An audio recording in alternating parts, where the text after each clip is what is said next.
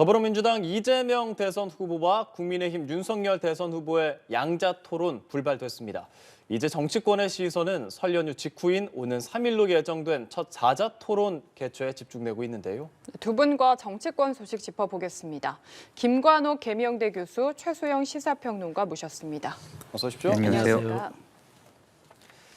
네, 설 밥상 민심의 중요 변수가 될 걸로 예상됐던 양자 토론, 결국에는 무산이 됐습니다. 많이들 좀 기대를 했었는데 이게 토론장에 자료를 지참해야 한다는 국민의힘, 그리고 자료 없이 하자는 민주당, 서로 니탓 공방하고 있다, 이런 이야기가 나오더라고요. 먼저 어떻게 평가하시는지 들어보겠습니다. 그 후보들 사이에 어떤 TV 토론 내용을 지금 우리가 토론을 해야 되는데 토론이 왜 안 열리는지 그 이유를 분석해야 되는 이 장면이 참 안타깝습니다. 그런데 결론적으로 말씀드리면 저는 윤석열 후보의 토론에 대한 의사가 없음이 확인이 된 사항이다, 뭐 이렇게 얘기를 하고 싶어요. 그러니까 법원이 양자 토론에 대해서 이제 사자 토론하라는 판결을 내린 거지 않습니까? 예. 그날이 지나고 나서 그 다음 날 윤 후보 스스로가 사자 토론은 뭔가 검증에도 뭐 경선 때 해보니까 그 도움이 안 되더라.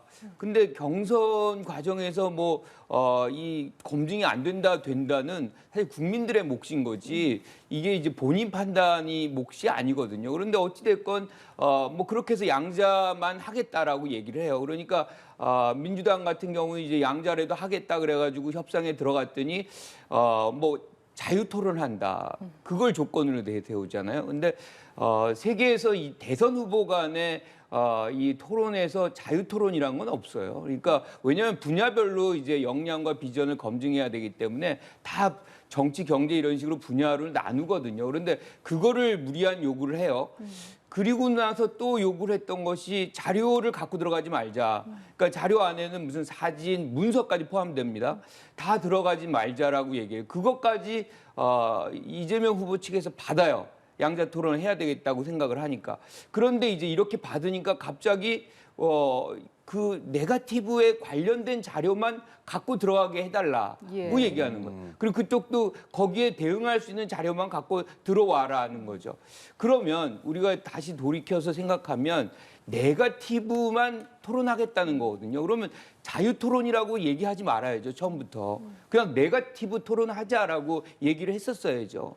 그러니까 이거는 기본적으로 그러면 어떻게 되냐면 만약에 민주당이 이걸 응했다라고 하면 진짜 그거는 네거티브. 예컨대 김건희 씨 녹취록 또는 대장동 이런 것만 갖고서 계속 하는 거예요. 그러면 설 전날에 우리가 보고자 했던 것이, 국민이 보고자 했던 것이 그런 내용의 토론인가. 지금까지도 계속 네거티브 캠페인만 이어져 왔거든요. 그런데 설 전에도 또 우리가 다른 어떤 정책이라든가 비전도 보고 싶은데 그 얘기만 하자는 거거든요. 이거는 뭐랑 연결이 되냐면 이러면 이제 그다음부터는 국민들이 TV 토론 안 봐요. 봐봐야 맨날 그렇게 싸움만 할 텐데 라는 어떤 회의를 가지면서 이거를 아마 윤석열 후보 측에서 노렸는지 모르겠지만 어쨌든 이렇게 무산이 된 것이고 저는 2월 3일 날 사자 토론 지금 하겠다는 약속도 안 지킬 공산이 굉장히 크다. 이제 실무 협상 들어갈 거 아니에요? 그러면 또 받기 어려운 조건 내세워가지고 또 이 참여 안 할 가능성이 매우 높은 그런 이 경험을 이번에 양당의 어떤 양자 토론의 어떤 실패가 시사하는 거 아닌가? 저는 이렇게 생각합니다. 네, 네거티브 위주로 가게 만들려고 한다. 그리고 자료에 대해서도 말을 바꿨다라는 말씀해 주셨거든요. 이번 양자 토론 무산 어떻게 보십니까? 그러니까 저는 김 교수님 말씀도 김 교수님 주장에 일리도 있지만 저는 그렇게까지 생각은 않습니다. 이건 어디까지나 양 후보 측의 책임이 다 있어요. 그렇지만 저는 책임을 따진다면 민주당 쪽이 조금 더 귀책 사유가 많다고 보는 거예요. 왜냐하면 선관위가 규정상 자료 지참이 가능하다고, 사자 토론이 가능하다고 얘기했잖아요.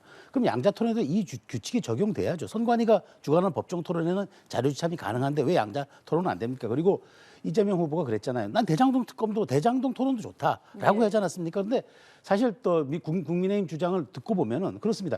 대장동이 워낙 범위가 넓고 포괄적이기 때문에 기본적인 데이터나 자료 같은 것들이 있어야지 논리가 제공됐을 때 반박이 나오면 다시 사실 재반박이 또 가능하거든요. 그런데 모든 것을 우리가 일반 패널들도 이렇게 방송 토론 나갈 때 자료를 좀 기본 자료를 갖고 나가는데 그냥 맨손으로 들어가서 토론하자는 얘기는 그야말로 서로가 갖고 있는 얘기를 피상적으로 수박 겉핥기 하자라고 들릴 수밖에 또 없는 이야기이기 때문에 저는 어쨌든 이 토론회가 열흘간 지금 사실 열흘 이상 왔어요. 네. 그러니까 이게 법원에 가처분 신청 나고 그 뒤에 다시 또 양자 토론이 추진되지 않았습니까? 저는 이 양강 후보들이 사실상 속내는 여기 토론에 없었다고 저는 생각을 하는 거죠. 왜냐하면 두 후보가 지난 열흘 이상을 이 토론회 구도의 앵글에서 빠지지 않았어요. 그래서 선거운동 별다른 거 하지 않고도 이 토론회 얘기로 두 후보는 계속적인 여론의 주목과 집중도를 받아왔습니다. 오히려 이제 3자 후보들이 여기서 앵글에서 빠져버렸죠. 그렇기 때문에 토론하지 않고도 사실 우열을 가리지 않는 토론 결과는 효과는 다 양강 후보들이 본 셈이 돼버렸습니다. 그래서 저는 이런 것들이 과연 지금 D-30대 날에서 과연 이것이 옳은 것이냐. 특히나 저는 이 가능성이 처음부터 애초부터 희박하게 봤던 게 유튜브로 중계하라 했거든요. 네. 유튜브 중계 이걸 보려면은 국민들이 그 당 홈페이지에 접속해 들어가서 유튜브 채널을 연결을 해야 돼요. 이런 수고를 연말연시 특히 설날 전에 이런 수고를 감내하면서까지 과연 볼까? 결국은 이거는 지지층들을 위한 얘기였다. 토론회 열고 나는 토론회를 이렇게 하고 싶은데 상대방이 결국 못하겠다는 이런 규칙 사유를 공격함으로써 결국은 양쪽 다 지지층 결집에 의한 효과는 맞지만 중도층은 도대체 두 사람의 생각이 어떤지 알 수가 없었잖아요. 그래서 저는 이쪽에서 자료 요구한 것, 뭐 무제한 토론을 하자고 한 것, 그다음에 이쪽에서는 자료 지참은 안 된다고 반박한 것, 결국 이런 것들이 선거 캠페인용으로밖에 들리지 않았기 때문에 태산명동 서일필이란 말이 있지 않았습니까? 온 산을 뒤흔들듯이 울려서 잡아봤던 결국 쥐 한 마리였더라는 그런 고사가 있는데 저는 그렇습니다. 이제 뭐 이 토론이 이미 지나갔고 3일날 이제 한다고 하지 않습니까? 김 교수님은 이제 토론에 안 나올 수도 있다고 말씀하셨는데 저는 이번에 토론에 안 나오는 후보는 상당한 역풍을 맞을 수밖에 없다. 왜냐하면 3자 토론이 강행되기 때문에 그렇습니다. 그러니까 여기에서 누구라도 나오지 않는다면은 않는 사람을 빼고 토론을 강행하기 때문에 이런 점에서는 물론 뭐 양당이 전략상 유불리를 좀 고민할 수는 있겠으나 첫 토론에 국민이 처음으로 밥상을 차려준 자리에 수저도 안 놓고 나타나지도 않았다. 그것은 제가 보기에 상당한 역풍을 불러올 수 있는 일이기 때문에 사자 토론은 2월 3일에 진행될 걸로 보고 아마 룰 미팅하면서 그런 점들은 잘 협상이 되리라고 봅니다.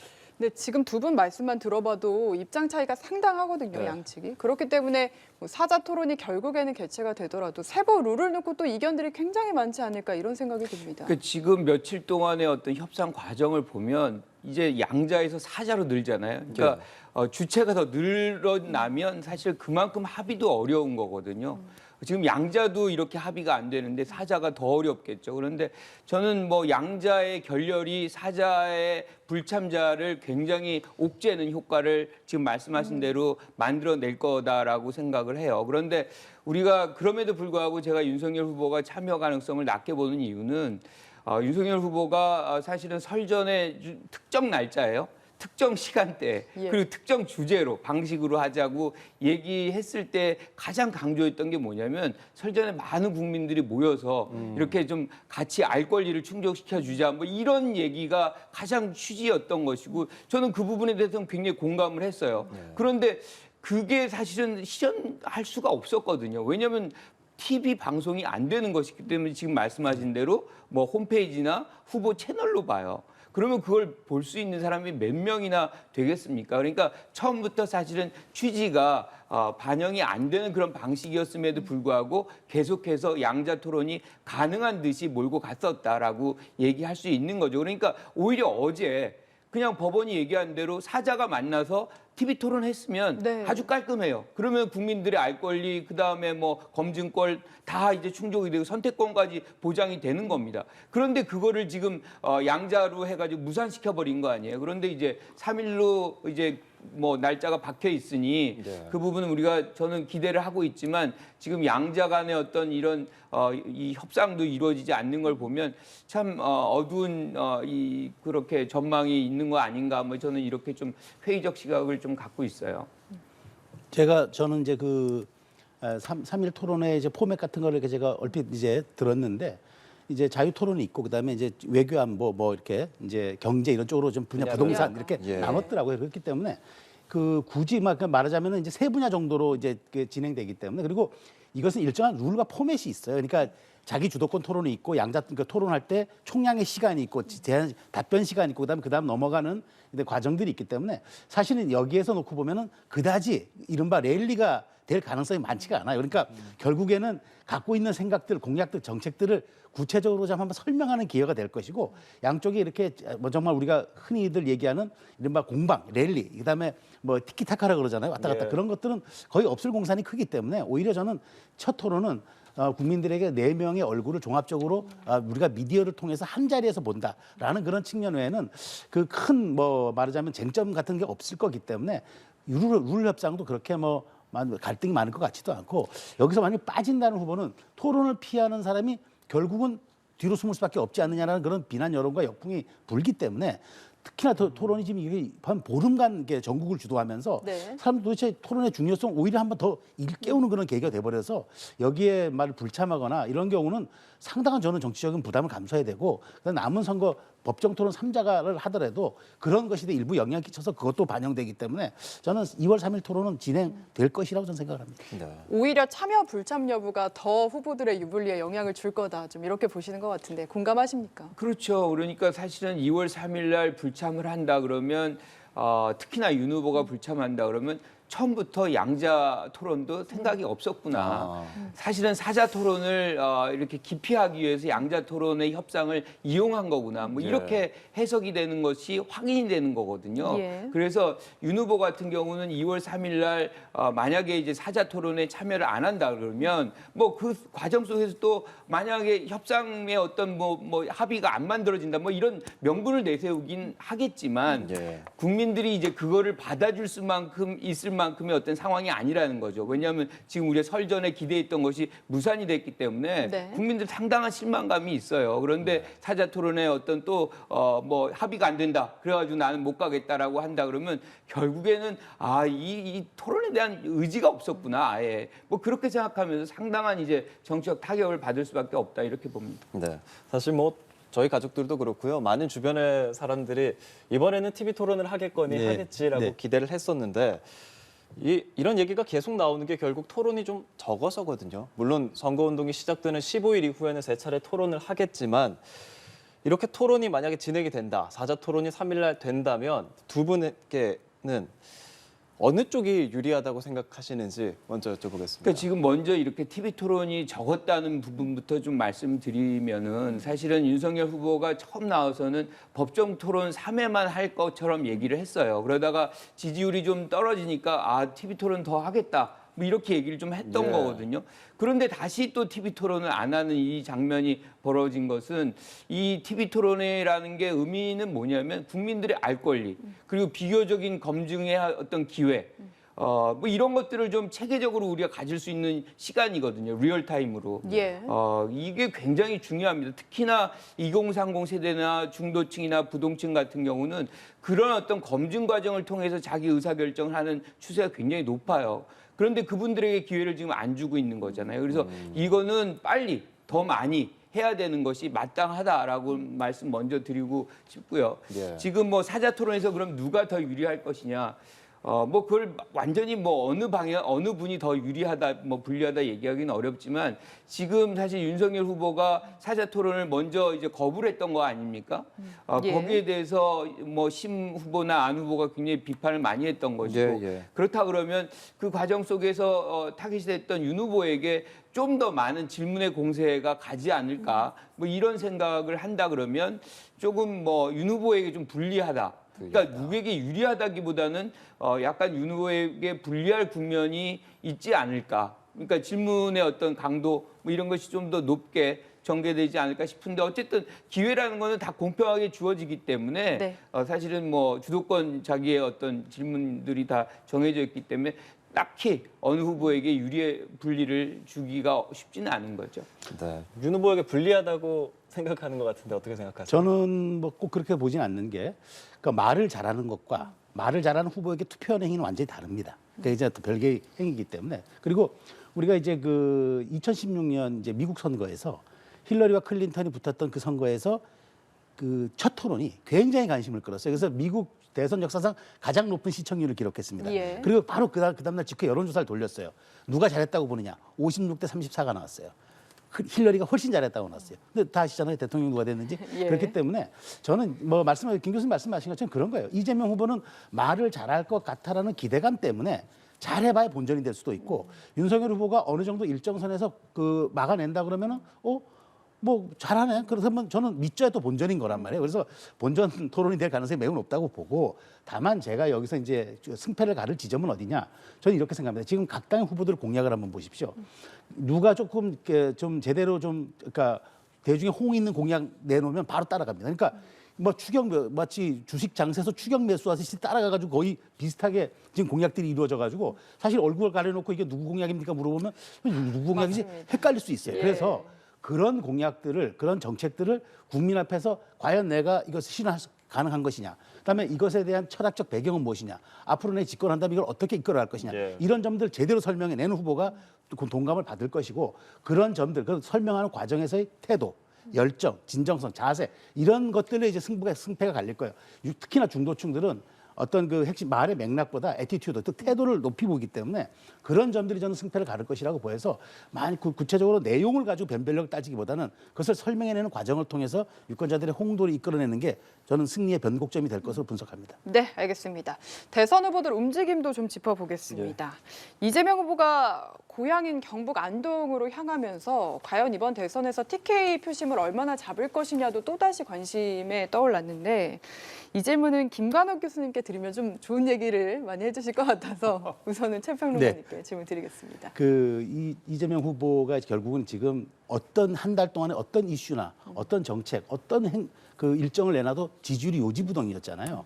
이제 그렇다면 이제 본인이 그렇게 하면 기존에서는 내 것이 아니라고 생각했던 부분을 공략해서 가져올 수밖에 없겠다고 생각하고 설 첫 일정을 고향 공략에 나선 것 같아요. TK잖아요. 사실 부산에 가가지고 또 부산 발언 또 호남에 가서 호남 발언 하다 보니까 지역 감정을 자극하는 발언도 나와가지고 뭐 전두환 찬양 발언도 나왔다 바로 사과했고 또 호남에 가서는 또 뭐 이른바 또 그 경상도를 배려하다 보니까 호남이 이렇게 됐다는 얘기 해가지고 또 역풍도 맞았고 예. 그러다 보니까 이제 저는 사실 이재명 후보가 이렇게 지지도가 좀 박스권을 유지하는 정치하는 데는 후보의 신뢰에 문제가 있었다고 봐요. 그러니까 후보의 말에 신뢰를 할 수가 없으니까 도대체 이걸 어디까지 믿어야 될까라는 것들이 이제 이재명 후보 지지율의 정체기를 가져왔다고 본다면 이재명 후보가 첫 일정으로 고향을 가서 TK 표심에 다시 얘기를 하면서 나는 TK가 난 정치인이 아니냐. 지역 감정으로 보지 말고 나를 여당 후보로만 보지 말고 고향에 배출한 좀 정치인으로 봐달라면 이런 소구력을 이제 보이는 것 같아요. 그래서 어쨌든 이재명 후보 입장에서는 전방위적 이제 말하자면 판을 스윙하는 전략으로 가면서 이제 보수의 본고장이라고 할 수 있는 TK를 공략한 것 같고요. 이재명 후보가 과연 이제 이번 당 쇄신안도 내놓고 다른데 요지부동의 민심이 그래서 TK 공략을 하면서 어쩌면 이재명 후보에게 오지 않을 표라고 생각하고 오지 않을 지지층, 오지 않을 그런 지역 이런 쪽을 공략하면서 다시 한번 지지율의 정책이 균형점을 깨는 그런 돌파 전략으로 저는 새해 첫 일정을 TK를 잡지 않았나 그렇게 저는 예상합니다. 생각보다 긍정적으로 평가해 주신 것 같습니다. 사실관계 하나를 좀 바로잡고 예. 싶은데요. 예. 그러니까 이재명 후보가 전두환을 찬양한 적이 없습니다. 3저 현상 때문에 전두환 시기에 경제가 좋았다는 것이 그 팩트고요. 찬양은 사실 윤석열 후보가 했죠. 그러니까 사실상 정치는 잘했다 전두환이 이런 발언을 했기 때문에 요거는 좀 고치고 말씀을 드리고 싶은데 지금 이재명 후보가 안동을 간 거는 성묘 간 겁니다. 부모님 묘소가 거기 있기 때문에 지금 설날이니까 당연히 성모를 가야 되겠죠. 그래서 예. 인사를 하는 것이고 본인의 뿌리가 TK에 있는 것이기 때문에 그것을 다시 한번 환기시키려는 그런 측면이 가장 크다고 생각하고요. 어찌됐건 뭐 제일 중요한 거는 이제 정치를 함에 있어서 본인의 어떤 뿌리 지역에서 환호를 받고 지지를 받을 때 가장 큰 힘이 나거든요. 그러니까 예. 그걸 다시 한번 좀 받고 싶어 하는 그런 마음이 이제 뭐 새해 설날 첫날 이제 가게 된 그런 배경인데 최근에 우리가 지지율을 보면 MBS 같은 최근 자료를 보면 대구 경북 지역에서 29% 나와요. 그러니까 그렇게 적지 않습니다. 그리고 PK 지역에서는 오히려 윤 후보를 앞서고 있어요. 그래서 사실상 굉장히 지금 선전하고 있는 것이고 지지율이 오히려 정체되어 있는 영역이 어디냐면 호남 영역이에요. 그러니까 호남이 아직도 아직 완벽하게 결집을 못했기 때문에 지금 40%를 못 뚫고 있는 것이지 이것이 뭐 완전히 정체돼 있다. 저는 그렇게 보지는 않거든요. 그러니까 실질적으로 호남이 결속을 한다 그러면 그것이 수도권에 영향을 상당히 미치고 그러면 40%는 쉽게 돌파할 수 있는 그런 현상이 올 것이다. 전 이렇게 보는 것이고 저는 이런 이 2월달 한 달에 김종인 전 위원장 같은 경우 상당한 어떤 변화의 상황이 맞이할 수 있을 것이다. 이렇게 얘기를 하고 있거든요. 저는 이번 선거는 끝까지 가봐야 되는 선거고 네. 그런 차원에서 본다면 뭐 2월이 어떻게 되느냐에 따라서 상황이 많이 바뀔 수 있겠다 이렇게 봅니다. 네, 호남 얘기해 주셨으니까요. 실제로 지난주에도 경기도 일정을 중단하고 광주로 내려갔거든요. 이낙연 전 대표와 함께 이야기를 나누는 그런 장면도 나왔는데 이런 부분들이 호남 민심 잡기에 충분히 좀 도움이 되리라고 보시나요? 그렇죠. 좀 도움이 되죠. 왜냐하면 지금 사실은 경선 과정을 지나와 가지고 후보로서 이제 등판이 된 이후에 이낙연 전 후보의 어떤 도움을 아주 완벽하게 받았다. 뭐 그렇게 얘기하기 좀 어렵잖아요. 그러다 보니까 사실 호남표가 약간 이완된 측면이 있는데 예. 최근에는 뭐 여러 장면에서 이낙연 후보가 굉장히 강력한 지지를 지금 보내고 있거든요.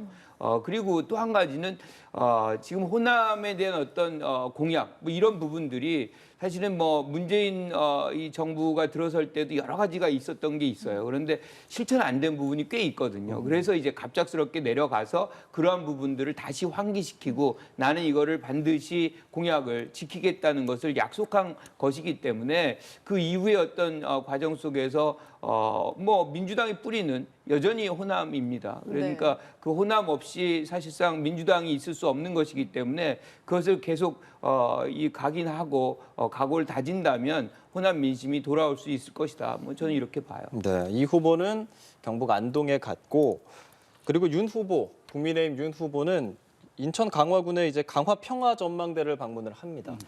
안보에 대한 것을 아무래도 가장 집중적으로 말하는 것 같아요. 사드 추가 배치 이런 안보 발언들을 하고 있는데 보수의 표심을 잡기에 적절한 공약이라고 보시나요? 그러니까 보수 표심이라기보다는 지금 국민의 불안감 혹은 국민이 갖고 있는 문재인 정부의 대북 정책에 대한 어떤 그런 반대 심리들을 자극하는 것 같아요. 왜냐하면 새해 첫날부터 지금 북한이 계속적인 미사일 도발을 하지 않습니까? 이제 지금 아직까지 뭐 이른바 ICBM급의 레드라인은 넘지 않았다고는 하지만 지금의 연속적이고 지속적 도발은 북한의 의도가 어디 있는지 명백히 보여주고 지난 4년간 우리 대북 정책과 우리의 평화 정책이 결국 결실을 맺지 못했다는 것을 반증한 거기 때문에 윤 후보가 이 지점을 파고드는 것 같아요. 그러면서 어쨌든 지도자는 전쟁을 바라서도 안 되지만 절대 회피해서도 안 되는 것 아니겠습니까? 말하자면 지도자 결단할 때 결단해야 된다. 이런 강력한 리더십을 보여주는 것을 지금 아마 설날에 그것을 잡고 있는 것 같은데 어쨌든 윤석열 후보가 이렇게 강력한 위기 대응에 대한 리더십을 보여주는 거는 오히려 지금 사실 문재인 정부가 국정 지지율이 40%까지는 오고 있습니다만 그럼에도 불구하고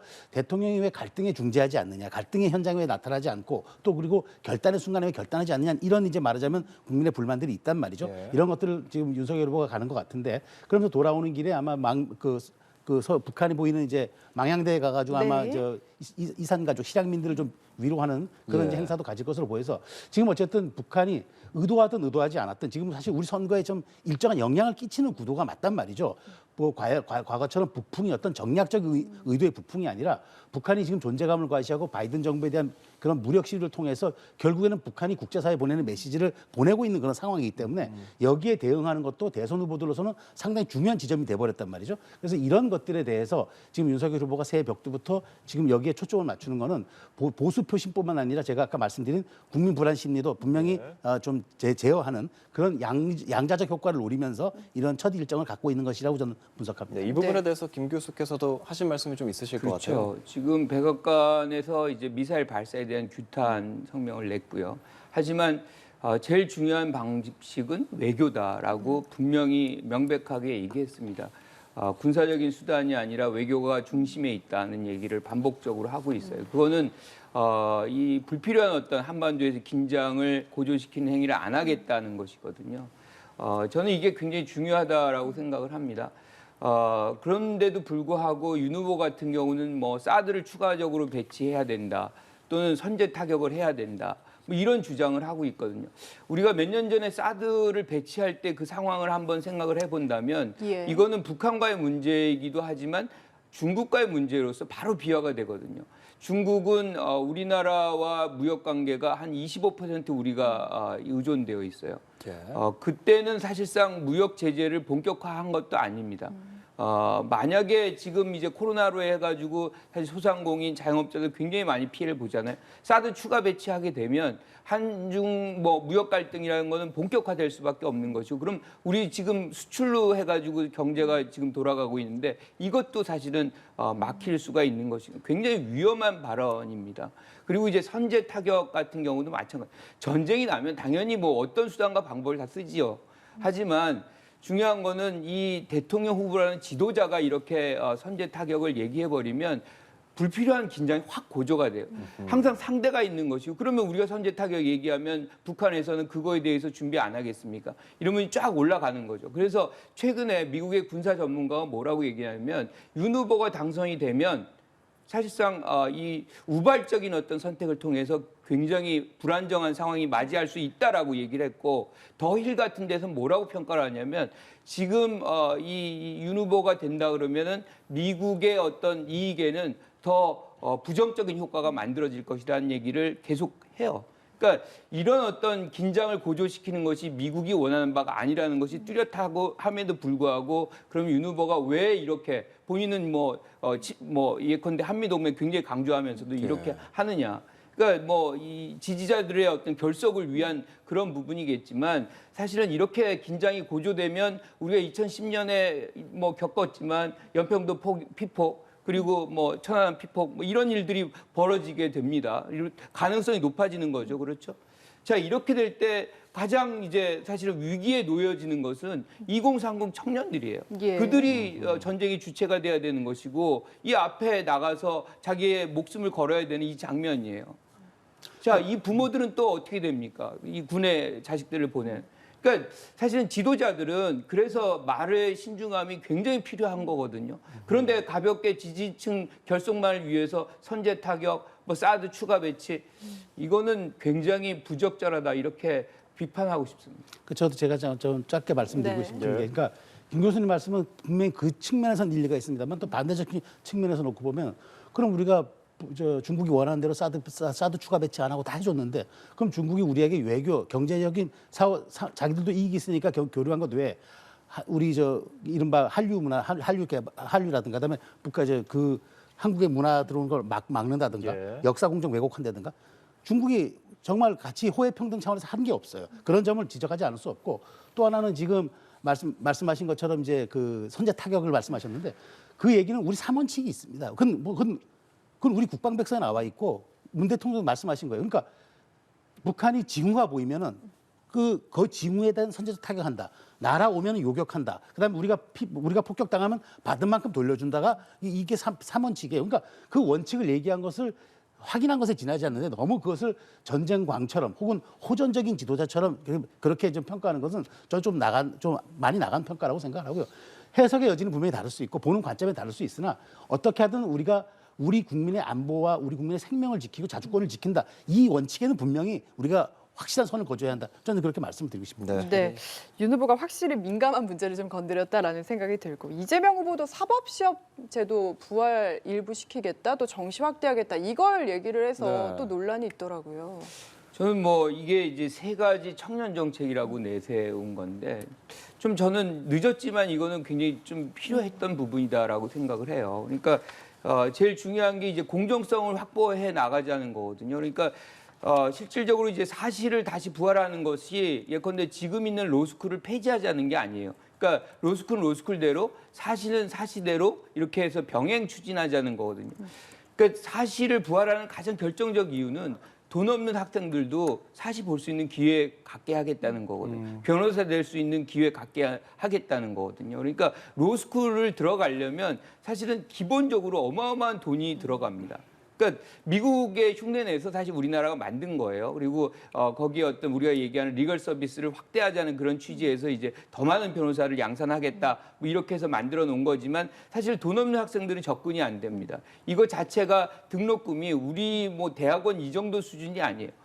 이러다 보니까 사실상 엄청나게 이제 뭐 돈이 많이 들어가는 관계로 뭐 예컨대 가정 형편이 좀 어려운 학생들은 진입이 좀 어려운 그런 측면. 그러니까 뭐 이런 부분에서는 기회의 어떤 공평성을 준다는 차원에서 사실을 또 열어서 이분들도 사실 학력에 상관없이 그러니까 반드시 예컨대 대학 다 나와야 되고 그리고 나서도 이제 로스쿨 가야만 사실 볼 수 있는 거거든요. 그러니까 변호사가 될 수 있는 거거든요. 예. 이러한 기준, 이러한 이 과정 속에 들어가는 비용을 낼 수 없는 사람들도 변호사가 될 수 있는 기회를 열어주겠다는 그런 부분이거든요. 그리고 이제 뭐 정시 확대 이 부분도 이제 공평성의 어떤 차원인 것이고, 그리고 이제 또 마지막으로 이제 공정 채용이라는 게 있잖아요. 그러니까 채용 부분에서도 많은 사람들이 지금 가장 중요한 게 우리가 일자리 문제잖아요. 그런데 여기에서 뭔가 편법이라든가 일방적으로 누군가가 기득권을 활용해서 뭐 채용에 유리한 뭐 이걸 찾는다면 그만큼 억울한 부분이 어디 있겠습니까? 그래서 이러한 부분들은 2030 세대들이 주장하는 어떤 공정성에 대한 어떤 차원을 좀 더 강화하는 차원에서 나온 그런 정책이다 이렇게 긍정적으로 평가합니다. 네, 워낙 의견이 첨예하게 갈리는 내용이다 보니까 약간 정당성에 대해서 자꾸 저희가 더 네. 얘기를 하게 되는 것 같은데 이게 뭐 2030 표심도 노린 것 같고 부모님 세대들도 관심이 많을 것 같아요. 좀 우리 선거에든 어떤 식으로 영향을 미치죠? 굉장히 영향 끼치죠. 이제 이거 지금 그러니까 이재명 후보 같이 이제 추격자 입장에서는 지금 여론조사에서 지금 어쨌든 윤석열 후보 측을 따라잡아야 하는 입장에서는 이른바 평이한 이슈를 건드리는 것보다 논쟁적 요소를 건드려야 돼요. 그래야지 이것이 이제 쟁점화가 되고 사람들의 시선을 집중시키는데 사실 이 부분은 사실 우리 사회가 굉장히 뜨거운 감자처럼 다루고 있는 부분입니다. 왜냐하면 과거에 우리가 계룡남이라 그랬잖아요. 개천에서 용난다 이제 이런 사람들. 그러니까 정말 어떤 집안에 비난하고 그다음에 본인의 어떤 가진 것도 없는 상태에서 그나마 어떤 우리가 이제 사회 주류로 편입하기 위해서는 이른바 고시를 봐서 가는 경우들이 많았는데 지금 어쨌든 뭐 행정고시나 외무고시 이런 것들은 계속 있지만 예. 사법고시는 폐지가 되고 로스쿨 제도로 됐잖아요. 그러다 보니까 결국 김 교수님 지적 뭐 타당할 수도 있죠. 그러니까 쭉 비용과 시간이 들어야만 여기에 진입할 수 있는 일종의 진입 장벽이 생겼기 때문에 조금 말하자면 가진 것 없는 청년들의 입장에서는 꿈을 이루기 위해서는 굉장히 또 어떤 벽이 생긴 그런 지금 부분이 되어 버렸단 말이죠. 그래서 사실은 지금 정치권 내부에서도 사시부화를 가지고 지금 예민하게 들여다보고 있는 것도 사실입니다. 그래서 과연 그러면 이제 결국은 이렇게 가야 되겠죠. 가게 된다 그러면은 로스쿨 제도가 우리 사회에서 이미 제도를 뿌리 박았기 때문에 그래서 다시 뒤돌릴 수는 없는 것이고 그래서 회복 탄력성이라는 게 있는 거니까 그래서 그렇다면 이제 일부를 사시로 부활해서 일부를 사시로 편입하는 방법들이 이제 있겠죠. 근데 지금 이것들은 제가 보기에 그렇습니다.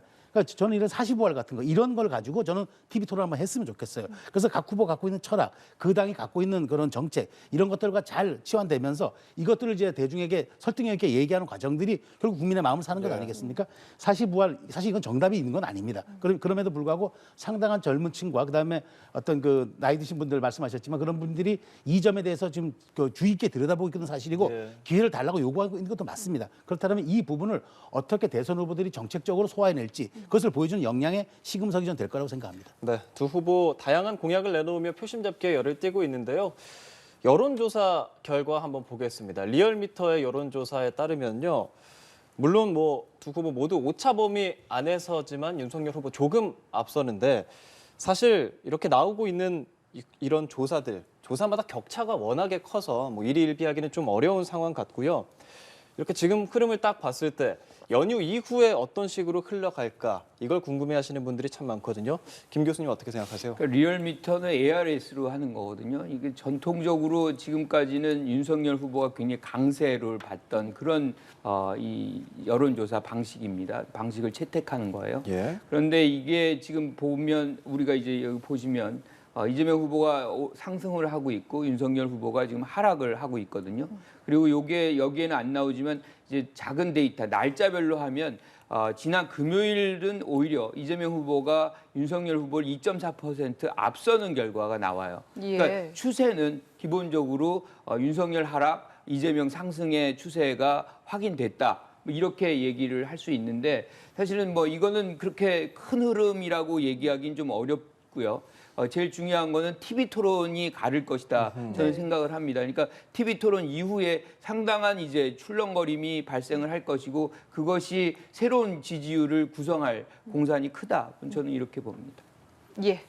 뭐 말씀하신 것처럼 ARS 조사는 아무래도 정치 고관여층, 이른바 저기 그 양당의 지지층들의 이제 좀 확실하게 의사 표시를 하는 분들이 네. 여기 응답하기 때문에 이제 아무래도 말하자면 양진영 후보다 조금 여기서 좀 이득을 볼 수가 있긴 있는데 지금 추세를 놓고 보면은 어쨌든 경합 국면으로 들어간 건 맞는 것 같고 안철수 후보는 약간 소폭 하락이라고는 하지만 국건이 여론조사를 보더라도 10%대를 지키고 있거든요. 네. 이런 점들은 지금 결국은 뭐 말씀하신 것처럼 TV 토론과 그 다음에 이제 코로나로 인한 지금 이제 오미크론 확산으로 인한 민심의 항방이 또 어디로 갈 건지도 변수가 될 것 같고요.